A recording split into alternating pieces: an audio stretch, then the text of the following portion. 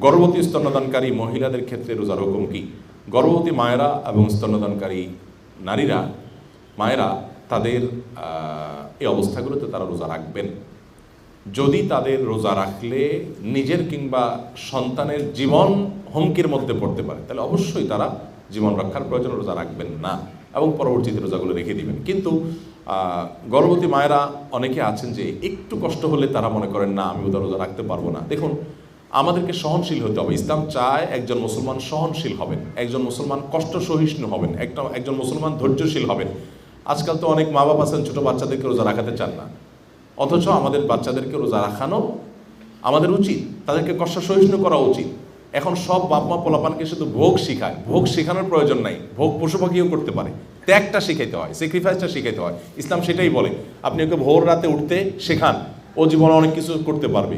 ওকে আপনি রোজা রাখতে শেখান, ক্ষুধার কষ্ট অনুভব করতে শেখান, ও জীবনে অনেক কিছু করতে পারবে। এই জন্য গর্ভবতী মায়েদের গর্ভাবস্থায় তিনি রোজা রাখলে তার একটু কষ্ট হবে, কিন্তু একটু কষ্ট হবে এই অজুহাতে তিনি রোজা ভাঙার সুযোগ নেই। আল্লাহ না করুন এমন অসুস্থতা যে তিনি এই অবস্থায় রোজা রাখতে গেলে তার জীবন হুমকির মধ্যে পড়ে যাবে, গর্ভস্থ সন্তানের ক্ষতি হবে। অনেক মায়েরা আছেন রোজা আপনার গর্ভবতী অবস্থায় একটা পিরিয়ড পুরো সময় বেড রেস্টে থাকতে হয়, স্যালাইনের উপরে থাকতে হয় এবং অনবরত বমি হতে থাকে। তাদের কথা ভিন্ন বিষয়, যে তাদের এই পর্যায়ে যদি চলে যায় যে রোজা রাখলে তাদের ভয়ঙ্কর ক্ষতি হবে কিংবা সন্তানের জীবনের হুমকি আছে, তারা রোজা না রেখে পরবর্তীতে রোজাগুলো রেখে দিলে হবে। কিন্তু সাধারণত আপনার গর্ভবতী হলেই এই সুযোগ পাওয়া যাবে না। একইভাবে স্তন্যদানকারী মহিলা এই অজুহাতে যে সন্তানকে আমার দুধ পান করাতে আমি রোজা রাখবো না, সে সুযোগ নাই। এটা তখনই যখন আল্লাহ না করুন সন্তানকে আমি দুধ না দিলে, বিকল্প কোনো দুধ নাই, সে দুধ খায় না এবং না দিলে সে মারা যেতে পারে। এরকম হয়ে গেলে আপনি তখন মানে আবার এদিকে আপনি না খেলে রোজা রাখলে আপনার দুধ আসে না, একেবারে শুকিয়ে কাষ্ট হয়ে যায়, আর বিকল্প কিছুই নাই, এরকম কেস রেয়ার।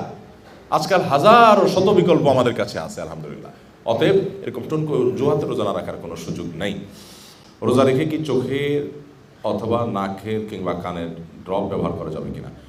চোখ, নাক এবং কান, তিন ধরনের ড্রপের মধ্যে একটা তো যাবেই না। যেমন নাকের ড্রপ যদি আমরা দেই সেটা আমাদের কণ্ঠনালী হয়ে ভেতরে যাবে, সে সম্ভাবনা খুবই জোরালো, এবং সেই জন্য নাকের ড্রপ রোজা রাখা অবস্থা দেওয়া যাবে না।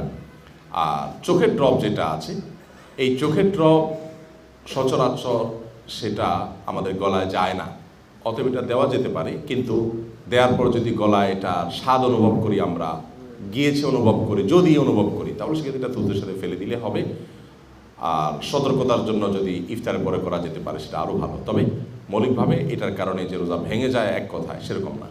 আর কানের ড্রপ ব্যবহার করা যেতে পারে, এর কারণে রোজা ভাঙবে না ইনশাআল্লাহ। ইনহেলার ব্যবহার করলে কি রোজা ভেঙে যায়? এটা নিয়ে মতপার্থক্য আছে। এটা নিয়ে ওলামায়ে আহনাফের, আমাদের দেশ ওলামায়ে কেরাম, এটা তো সাম্প্রতিক ইস্যু বলা যেতে পারে, আধুনিক মাসালাগুলোর একটি। এই বিষয়ে যে সমস্ত ওলামায়ে কেরামের ফতোয়া এবং জবাব আমার জানা আছে, সেটা হলো যে এটাকে রোজা ভঙ্গের কারণ সে উল্লেখ করেন ওলামায়ে কেরাম, এবং নাজায়েজ বলেন। তবে সৌদি আরবের অনেক ওলামায়ে কেরাম এটাকে জায়েজ বলেন।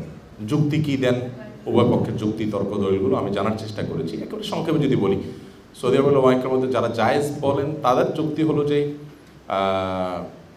এইটা যেই পরিমাণ মেডিসিন থাকে সেটার পরিমাণ এত কম থাকে যে এটা আসলে আমরা ওই কুলি করলে যেরকম থুতুর সাথে একটু পানি যায় ওই টাইপের, এবং এটা শ্বাস নালীটাকে প্রশস্ত করবার জন্য এটা আসলে পাকস্থলী পর্যন্ত যে পৌঁছে সেটা সেরকমও বলা কঠিন।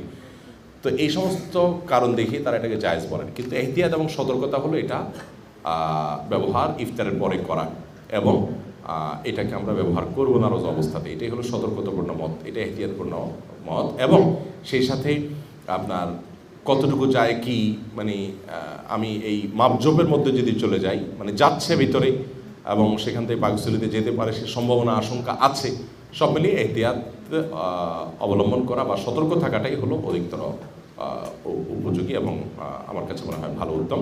তবে যদি কারোর এরকম পরিস্থিতি হয়, আল্লাহ না করুন শ্বাসকষ্ট, তিনি মরণাপন্ন অবস্থা, তাহলে তো তার জন্য ওই অবস্থা রোজা ভাঙাই জায়েজ আছে। ডেন্টালের চিকিৎসা, এটা ফরাজি ডেন্টাল আছে যেহেতু ওনাদের, মুশকিল এটা তো করা কঠিন, কারণ ডেন্টাল ট্রিটমেন্টে তো অবশ্যই আপনার মুখের ভিতরে যে পানি পাইপের মাধ্যমে দেওয়া হয় এটা তো গলার ভিতরে যাবেই, এবং এটা তো আসলে ঠেকাবার কোনো উপায় নেই। যদি এমনি নর্মাল চেক আপ হয় যে ঠিক আছে চেক আপ করতে পারলেন। তো এখন মুশকিল হলো এই মাসআলাগুলো বললে আপনাদেরই সমস্যা, দিনের বেলা রোগীদেরও সমস্যা, আসতে পারবে না। এই জন্য মিডল ইস্টে রমজান মাসে যে কালচারটা হয়, সাধারণত এই ধরনের প্রতিষ্ঠানগুলো রাতে খোলা থাকে 10টা 11টা 12টা পর্যন্ত, দিনের বেলা মানুষ রেস্ট করে ঘুমায় আর কি। তো আমাদের তো সেই কালচার আসলে বেড়ে ওঠে নাই, কিন্তু রোজা রেখে আসলে দাঁতের চেক আপ হতে পারে, যেটাতে কোনো ভেতরে কিছু যাবে না। কিন্তু যখন আপনি ট্রিটমেন্ট করবেন ফিলিং বা রুট ক্যানেল, তখন তো আপনাকে পানি ইউজ করতে হবে। এই পানিগুলো আপনি বেচারা শুয়ে থাকবে, অবশ্যই ভিতরে যাবে, মানে এটা তো সে নিয়ন্ত্রণ করতে পারবে না। যদি এমন হতো যে ট্রিটমেন্ট করছেন আর তিনি থুতুর সাথে পানিটা ফেলে দিচ্ছেন, কোনো কিছু ভিতরে যাচ্ছে না, এটা যদি নিশ্চিত করা যেত তাহলে অবশ্যই জায়েজ, সেটা নাজায়েজ হওয়ার কোনো কারণ থাকতে পারে না।